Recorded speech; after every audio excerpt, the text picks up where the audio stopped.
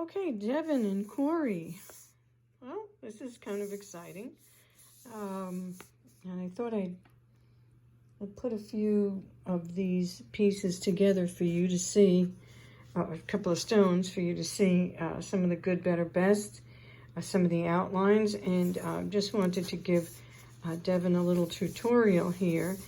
This is a little overview, and I try to explain the basics of the diamond qualities this way, and this illustrates how we're trying to get as much weight as possible from the crystal. So you have different shapes, you have different depths, and so on and so forth. Of course, this relates to round diamonds when they refer to ideal, but we're in an oval market, so we're going to look at these all together. And color. Color is graded table down. It's not graded face up.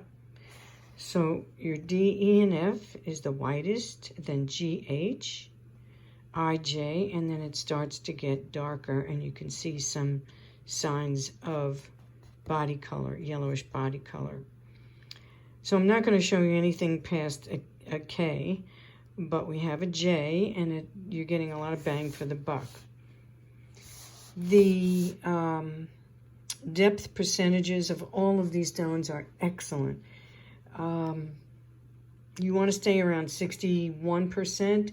A lot of the fancies, and this is what we're trying to illustrate here, a lot of the diamonds will go beyond that. They'll be like 68, 75%, and that's where all the weight is in the depth here.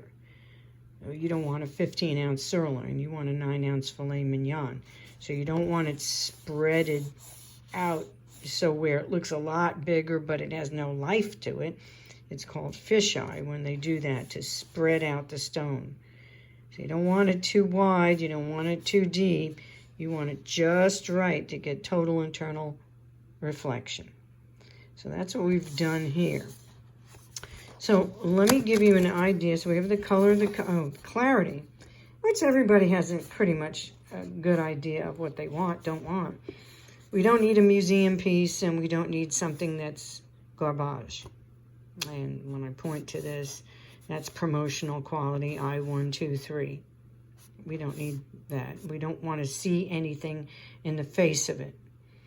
All of these diamonds are GIA certified, and that's what you should have. And they do have plotting diagrams. I'll go through this with you. Some you can see the inclusion, some you can't with a loupe. So I wouldn't be overly concerned. And there's a couple in here that work to your advantage. Because if you don't see them, then it works in your favor. Okay? There's 100 points to a carat. And that's what I've gotten here. I've gotten 3 1-carat diamonds, and I have a worksheet here, which I did last night, and I picked 3 that are going to work the best. This is a, let's go to the first one here. This is a 1-carat 2, and it's H. So let's go to our little cheat sheet. It's an H, and it's an SI2. So it's H, it's up here, and it's an SI2. However, it has twinning wisps.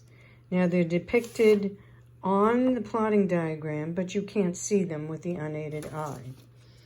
And it's a 1-carat stone, so it's got a lot of life.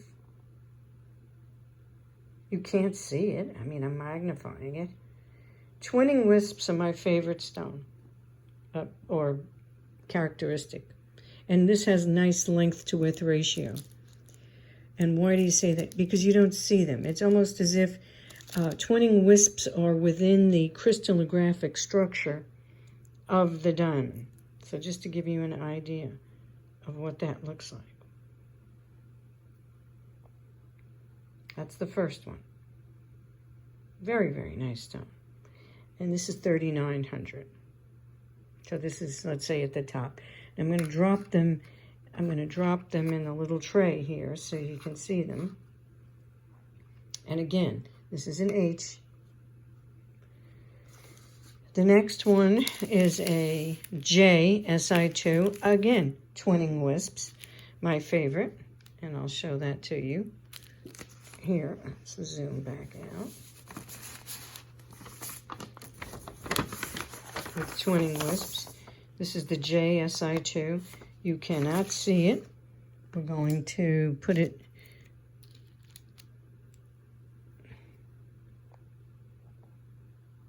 again. Very bright. This is a JSI2. It's 2,900. And you're going into yellow gold, so you don't have to worry about the color as much. And I'll show you, because here's the thin band you're talking about. Here's a yellow 1.5 millimeter band, and you're talking about what they call a peg head. So this is how thin you want it.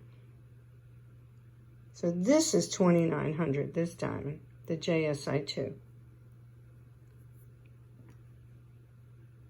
And this is it's a great little stone. I'm going to drop this into the tray, and we can look at that. That's going to be the second one. Okay. So that's a JSI2. And the third, this is a G. Zoom back out. This is a GSI2, again, with the twinning wisps.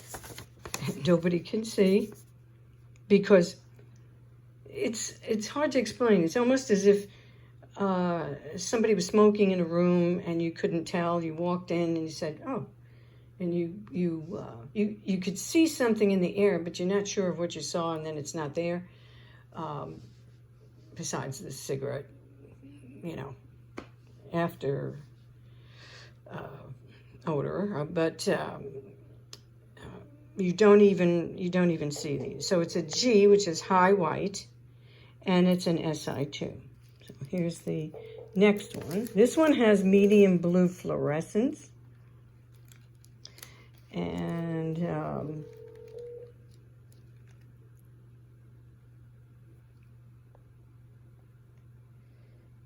this is the, let's see if I can get this a little bit brighter here.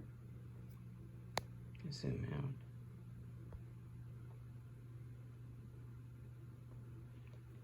This last one is a GSI2. It's very bright. The brighter, the whiter, the more costly. And this is 3,900 also.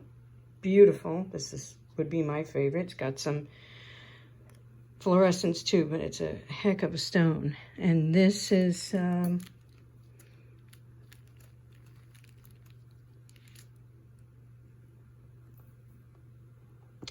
we go. Oop, I bumped into it.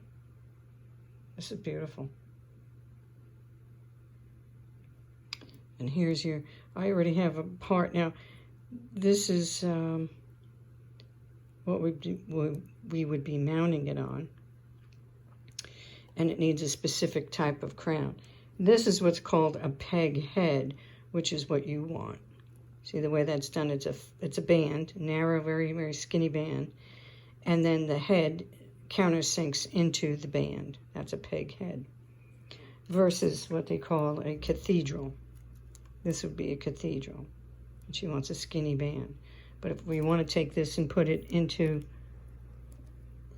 a yellow ring, I'll show you just for kicks here.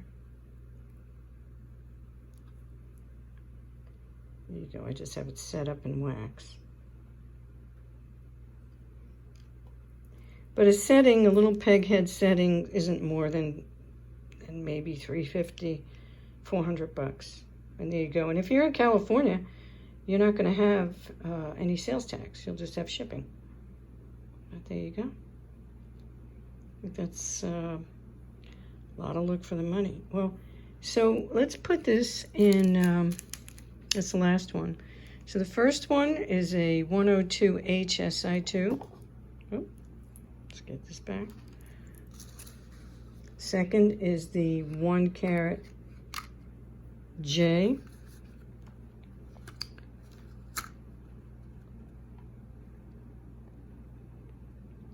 Si2, and the third is the G Si2. This is the one I just showed you.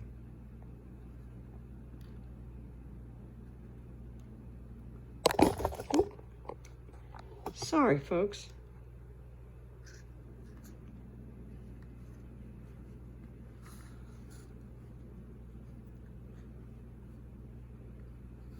My choice is the third one, but it looks like it has a shadow, but it doesn't. I'll show it to you again. In the stone holder. No dead spots in the stone at all.